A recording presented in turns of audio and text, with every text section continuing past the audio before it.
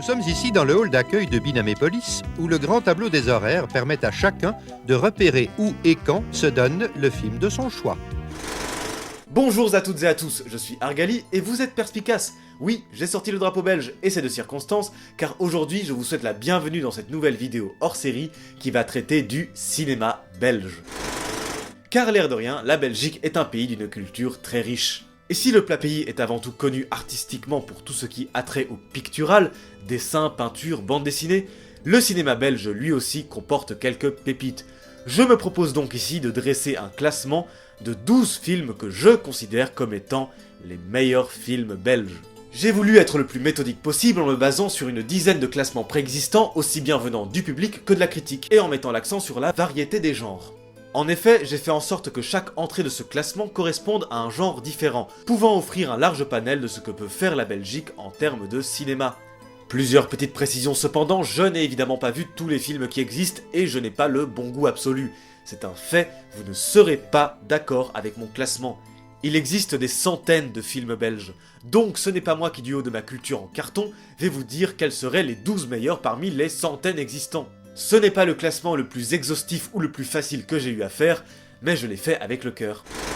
Après tout, le but ici n'est pas d'avoir raison, mais de partager nos connaissances cinématographiques. Après tout, c'est comme ça qu'on fait vivre la culture. Donc si je n'ai pas parlé d'un film que vous auriez aimé voir dans ce classement, faites-m'en part dans les commentaires, dans la gentillesse et l'amabilité. Bande de connards.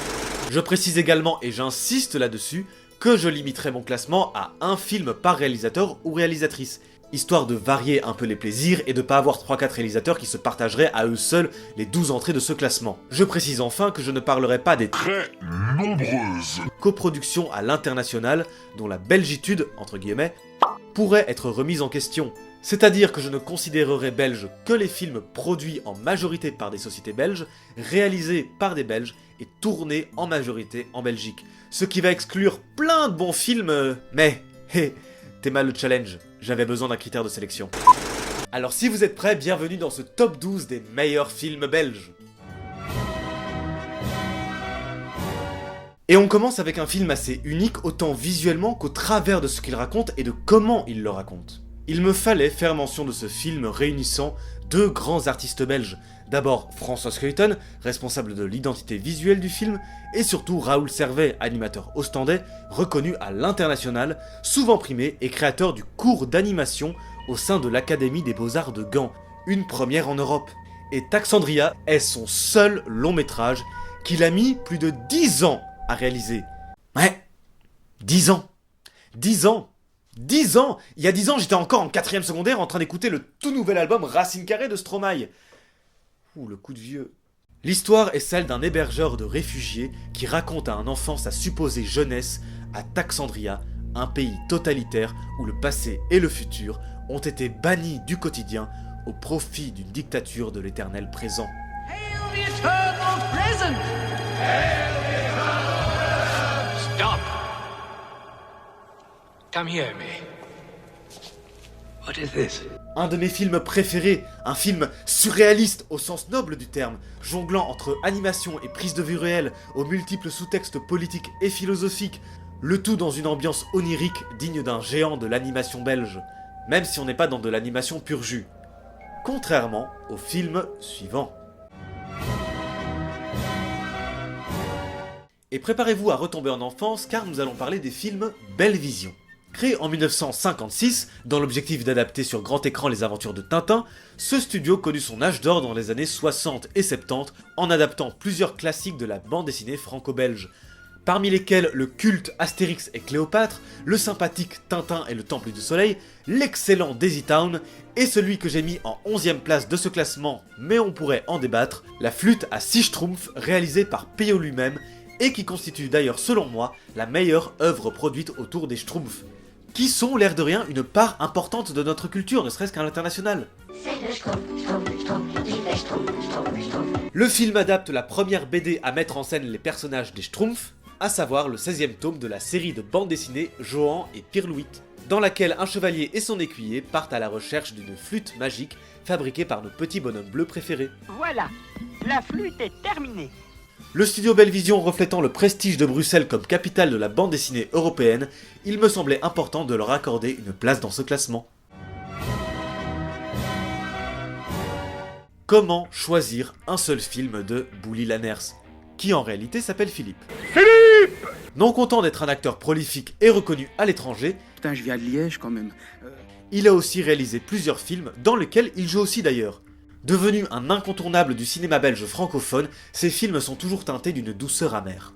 Des histoires de gens simples et marginaux qui nous sont contées dans un cadre d'une Wallonie âpre et rude. Comme si un vieux rocker fatigué nous racontait autour d'un feu de campagne que vivre, ça valait le coup. Pourquoi vous faites encore tout ça?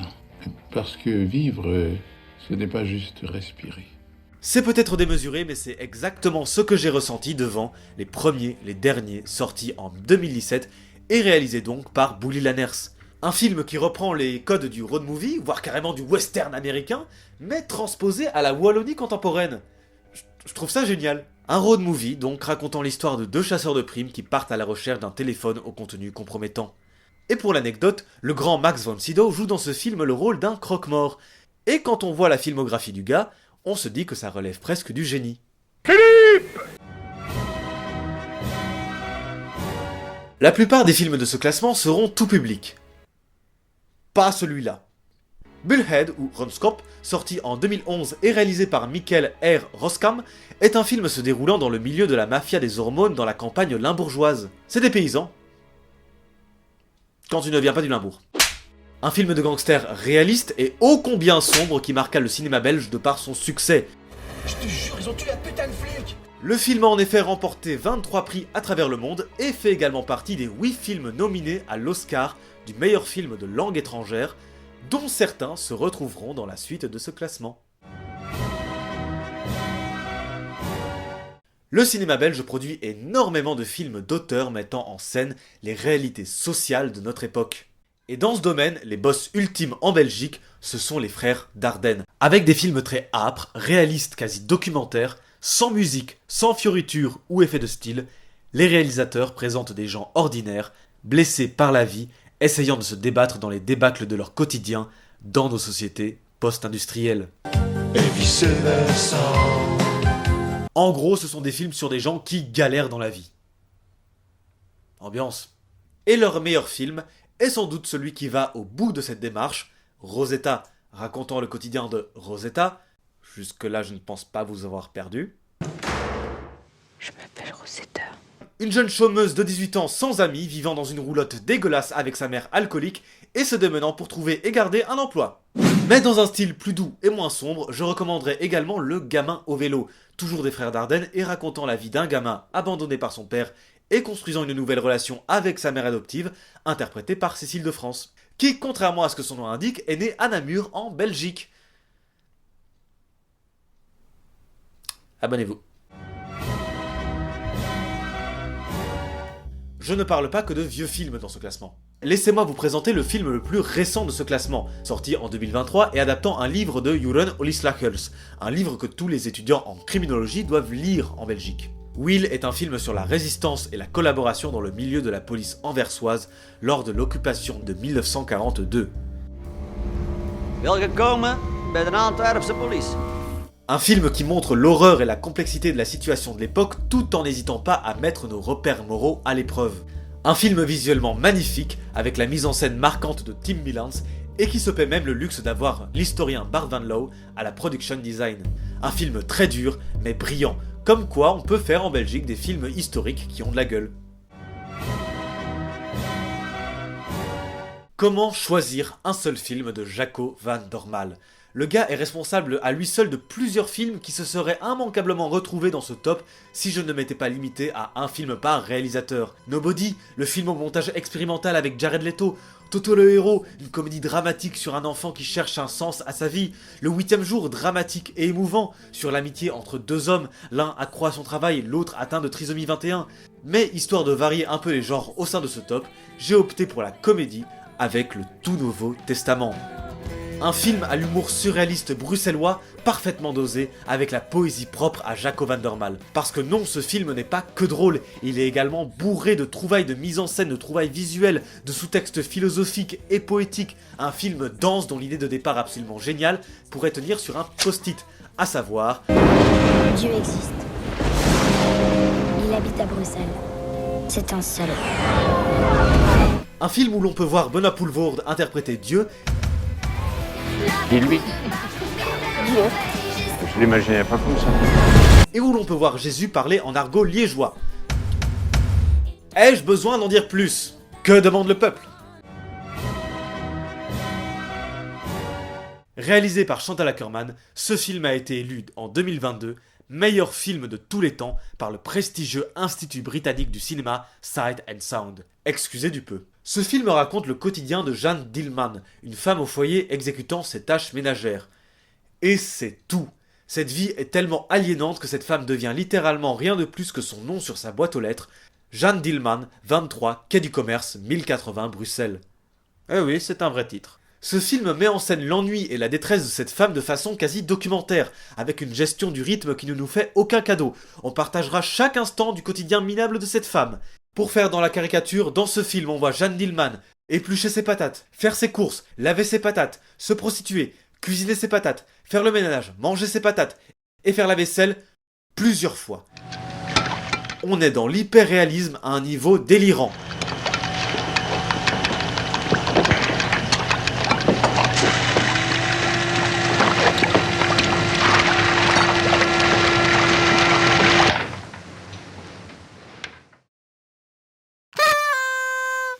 Et moi qui trouvais les frères Dardenne austères. Bien que ce film soit reconnu à l'international comme un chef-d'œuvre mettant en scène la condition de la femme de classe moyenne dans la Belgique du XXe siècle, je ne peux pas le recommander à tout le monde. En fait, j'ai le même problème avec ce film qu'avec le livre Madame Bovary de Flaubert. Ces œuvres, elles veulent nous faire ressentir l'ennui de leur personnage principal. Emma, elle se fait chier. Et le problème, c'est qu'elles le font tellement bien qu'on finit par s'emmerder, quelque chose de concret. Ce qui ne fait pas de ces œuvres un mauvais livre ou un mauvais film, loin de là. À partir de maintenant, je ne parle que de films indispensables, selon moi, à un classement des meilleurs films belges. Et un truc à savoir sur nous les Belges, nous avons des thèmes de prédilection dans le cinéma. La plupart de nos films et de nos séries tournent souvent soit autour du réalisme social, soit autour du genre policier. C'est un fait, nous aimons le polar. Et c'est donc sans surprise que le plus gros succès du cinéma belge sur notre sol soit Loft, de Eric Van Looy. Un polar sombre sur 5 hommes mariés partageant un loft dans lequel chacun peut tromper sa femme. Personne ne doit savoir ce qu'on vient faire ici, mais l'idée c'est qu'on ait un endroit où on peut se retirer en toute tranquillité. Des types charmants donc. Fils de pute, F-I-L-S-D-E-P-U-T-E. Jusqu'à ce qu'ils découvrent dans leur loft le corps d'une femme assassinée. Le film a eu tellement de succès qu'il a eu droit à 2 remakes. Et évidemment, dans le contexte de ce classement, je vous recommande le belge. Et avant de passer au podium, j'aimerais faire quelques mentions honorables rapides. Dickeneck, une comédie à l'humour décalé qui fit un four à sa sortie, mais qui devint culte avec le temps. Duel, le film ayant remporté le plus de Magritte du cinéma à la cérémonie de remise de prix du cinéma belge francophone. Réalisé par Olivier Masset-Depasse, qui nous avait déjà offert le très bon et très social Illégal. Le Lion des Flandres et Léopold Roi des Belges. 2 films historiques, le premier sur la bataille des Éperons d'Or, le deuxième sur la création de la Belgique comme nation indépendante. Je n'ai pas parlé des séries, mais je recommande très vivement les séries policières 12 et Beau Séjour, et mention spéciale à la sitcom FC de Kampioenen, que vous connaissez forcément si vous êtes néerlandophone. Het Smelt, débâcle en français basé sur le best-seller éponyme de Lise Spit, et réalisé par Veerle Battens. Franz, réalisé par Jacques Brel, qui joue la comédie aux côtés de Barbara. Les films avec Jean-Claude Van Damme. Et non pas Jean-Claude Van Damme, un acteur qui a immanquablement marqué le cinéma mondial. C'est d'ailleurs l'un des Belges, si pas le Belge le plus connu au monde. Je vous recommande au moins Bloodsport et Universal Soldier, vous passerez un bon moment. En tout cas, moi j'adore. Brabanson et Black, 2 histoires d'amour façon Roméo et Juliette dans 2 genres très différents. Le premier film est une comédie musicale bilingue feel-good, dont le titre a été très mal traduit en France. Le deuxième est un film réaliste traitant des gangs de rue bruxellois, réalisé par les étoiles montantes Adil El Harbi et Bilal Fallah. Et enfin, Cafard, un film d'animation sombre et émouvant, tout sauf grand public, sur le périple de soldats belges perdus dans l'enfer de la Première Guerre mondiale. Un excellent film que j'ai vraiment hésité à mettre dans ce classement. D'ailleurs, on est reparti. Nous pouvons nous vanter en Belgique d'avoir le chef-d'œuvre de l'humour noir au cinéma. Au départ, simple film de fin d'études, C'est arrivé près de chez vous, ou en anglais L'homme mord le chien, pourquoi pas, est devenu un véritable phénomène dépassant les frontières. Un film culte, donc. C'est quand même bien fait. Un documentaire, donc faux documentaire, sur une équipe de tournage suivant le quotidien d'un tueur en série qui partagera tout au long du film ses réflexions peu honorables autour de son métier pour le moins atypique. Auriez-vous l'obligeance de répondre à quelques questions, s'il vous plaît? Je veux bien. Un humour délicieusement noir, résumé dans l'affiche du film représentant le tueur et une tétine ensanglantée, suggérant peu subtilement le meurtre d'un bébé. C'est pourri, gamin! A noter que, en France, la tétine fut remplacée par un dentier de personnes âgées, la censure française considérant qu'il était immoral de tuer des bébés. Par contre, les vieux, apparemment, ça va.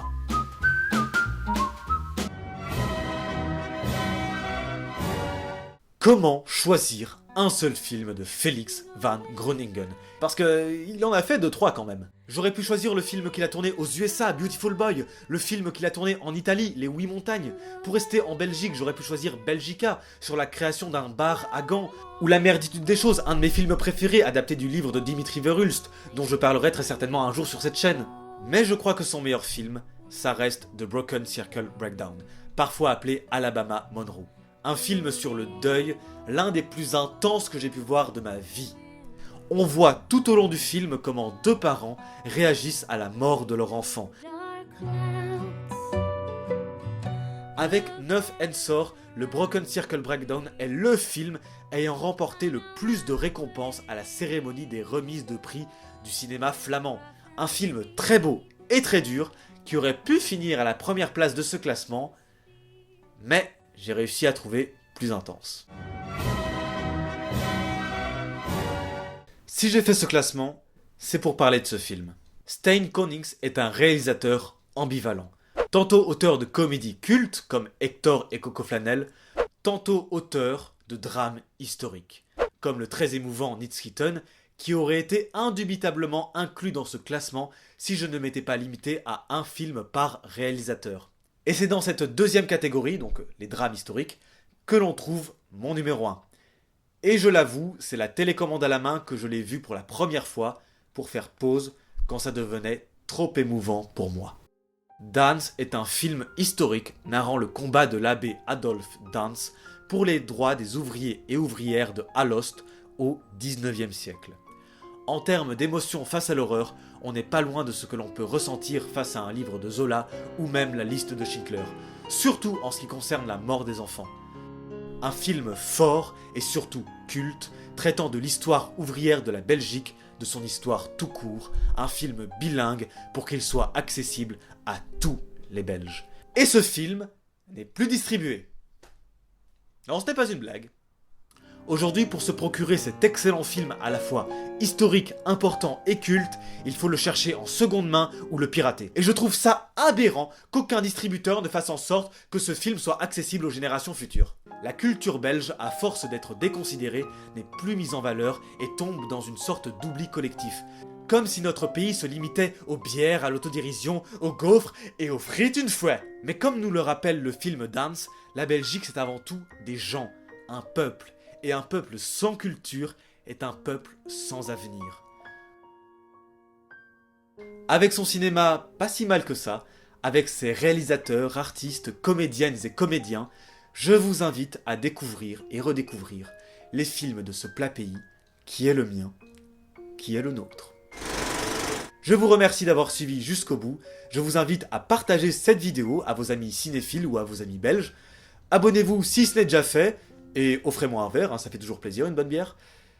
Je vous souhaite une bonne soirée.